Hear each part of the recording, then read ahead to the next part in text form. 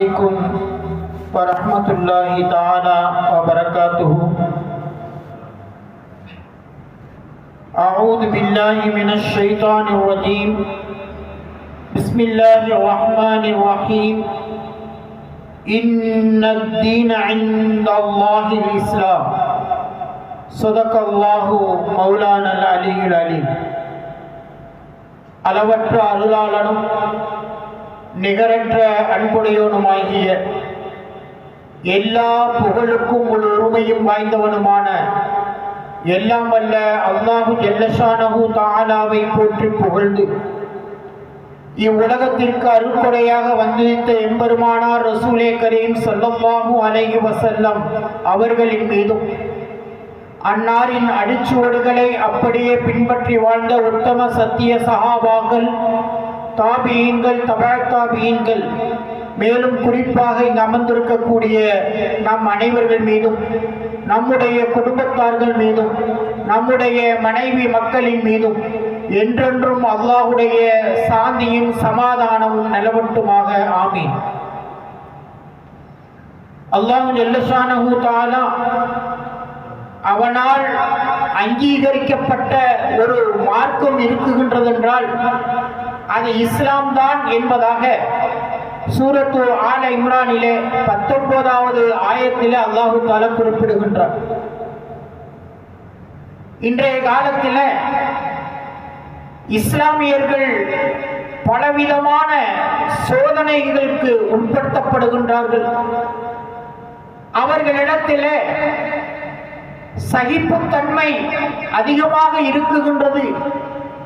எந்த விஷயத்திலும் அவர்கள் முழுமையாக நம்பிக்கை உடையவர்களாக திகழ்கின்றார்கள்.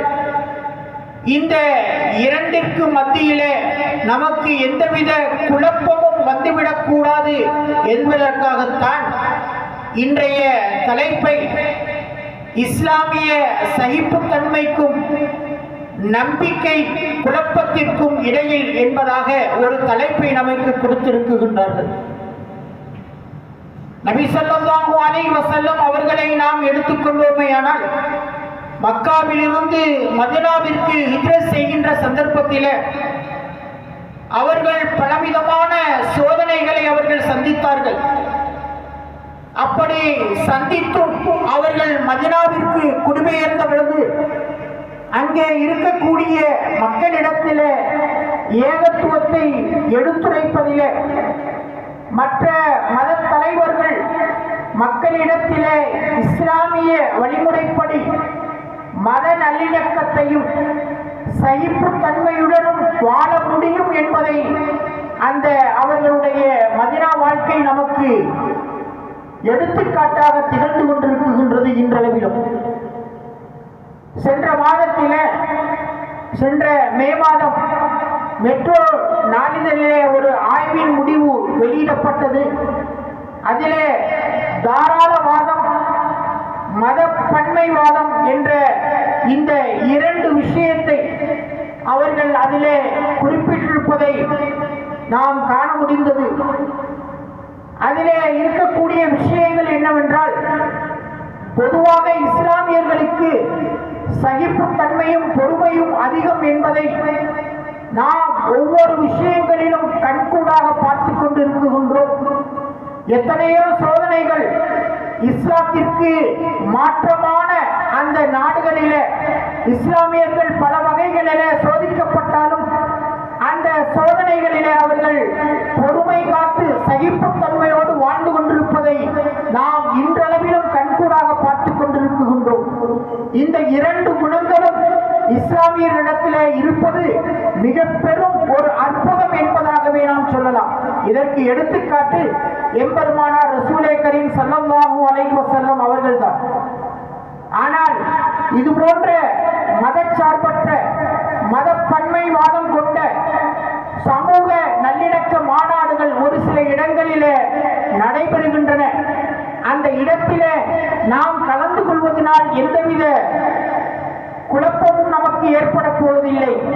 இருந்தாலும் அந்த இடத்திலே நம்முடைய மார்க்கம் மற்ற மார்க்கத்திற்கு ஒப்பானது என்று சொல்வதை நாம் ஏற்றுக்கொள்ள முடியாது. இஸ்லாம் என்பது ஒரு தனித்துவமான மதம், தனித்துவமான மார்க்கம். அல்லாஹ் ஜல்லஷானஹு தஆலா குர்ஆன் ஷரீஃபிலே கூறுகின்ற பொழுது கூட மதம் என்று குறிப்பிடவில்லை, மார்க்கம் என்று குறிப்பிடுகின்றான். அந்த மார்க்கம் என்பது நம்முடைய வழிமுறைகள் சரியாக இருக்குகின்றது என்பதற்கு எடுத்துக்காட்டான ஒரு இஸ்லாம் என்பதை நமக்கு அல்லாஹ் ஜல்லஷானஹு தஆலா அல் குர்ஆன் ஷரீஃபின் மூலம் நமக்கு உணர்த்தி காட்டுகின்றான். அனைத்து மார்க்கமும் அல்லாஹ்விடத்திலே ஏற்றுக்கொள்ளப்பட்டது என்பதல்ல. அல்லாஹ் தஆலா கூறுவது இஸ்லாம் மார்க்கத்தை மட்டும்தான் நான் அங்கீகரிக்கின்றேன். அல்லாஹ்விடத்தில் ஏற்றுக்கொள்ளப்பட்ட மார்க்கம் என்பது இஸ்லாம் மட்டும்தான் என்பதை அல்லாஹ் ஜல்லஷானஹு தஆலா இந்த ஆயத்தின் மூலம் உணர்த்தி காட்டுகின்றார். இதனுடைய விளக்கத்தை பார்க்கின்ற பொழுது 2014 சிலாங்கூர் முஃப்தி அவர்கள் ஒரு ஃபத்வா வழங்கினார்கள். அனைத்து மதங்களையும் விட இஸ்லாமிய மார்க்கம் என்பது தனித்துவம் வகிக்கின்றது. அந்த இஸ்லாமிய மதத்திற்கும் மற்ற மதத்திற்கும் ஒரு ஒற்றுமை இல்லை என்பதை அவர்கள் தங்களுடைய அந்த ஃபத்வாவிலே வழங்கி இருந்தார்கள். இதற்கு அவர்கள் பலவிதமான கருத்துக்களை தெரிவித்தார்கள். இது 2015 ஜூன் மாதம் 19 மக்காமா ஷரியாவிலே முஃப்தி கொடுத்த தீர்ப்பு சரியானது என்பதை அவர்கள் உறுதியளித்தார்கள். இப்படி இருக்கக்கூடிய அந்த சூழ்நிலையில ஒவ்வொரு இடங்களிலும் நாம் வாழக்கூடிய நிலைமையில இஸ்லாமியரிடத்திலே தன்னுடைய ஈமானை நாம் உறுதியாக பாதுகாத்துக் கொள்ள வேண்டும் என்றால் சில மனிதர்கள் பணத்திற்காக தன்னுடைய ஈமானை மக்களிடம் ஒரு துஷ்பிரயோகம் செய்யக்கூடிய அந்த நிலைமையை நாம் இன்றளவிலும் கண்கூடாக பார்த்துக் கொண்டிருக்கின்றோம். நம்முடைய ஈமானை நாம் பாதுகாத்துக் கொள்ள வேண்டும் என்பதைத்தான் இன்றைய பயானிலே நமக்கு குறிப்பாக எடுத்துத் தருகின்றார்கள்.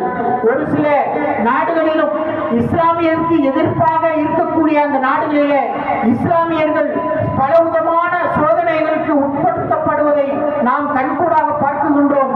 அப்படிப்பட்ட அந்த சூழ்நிலைகளும் இஸ்லாமியர்களிடத்திலே சகிப்புத்தன்மையும் பொறுமையும் அதிகமாக இருப்பதை நம்மால் காண முடிகின்றது.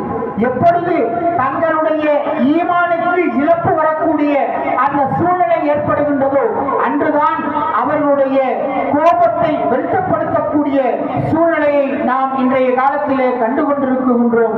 அல்லாஹ் ஜல்லஷானஹு தஆலா நாம் வாழ்கின்ற காலமெல்லாம் அல்லாஹ் ரசூல் எந்த வழியை நமக்கு காட்டித் தந்தார்களோ அந்த வழியின்படி வாழ்ந்து லா இலாஹ இல்லல்லாஹ் முஹம்மதுர் ரசூலுல்லாஹ் என்ற அந்த திருக்கலிமாவை நாவினால் மொழிந்து நாம் அல்லாஹ்விடத்தில் சேருவதற்கு நம்முடைய உயிர் பிரிவதற்கு அல்லாஹ் கிருபை செய்து தந்தல் புரிவானாக.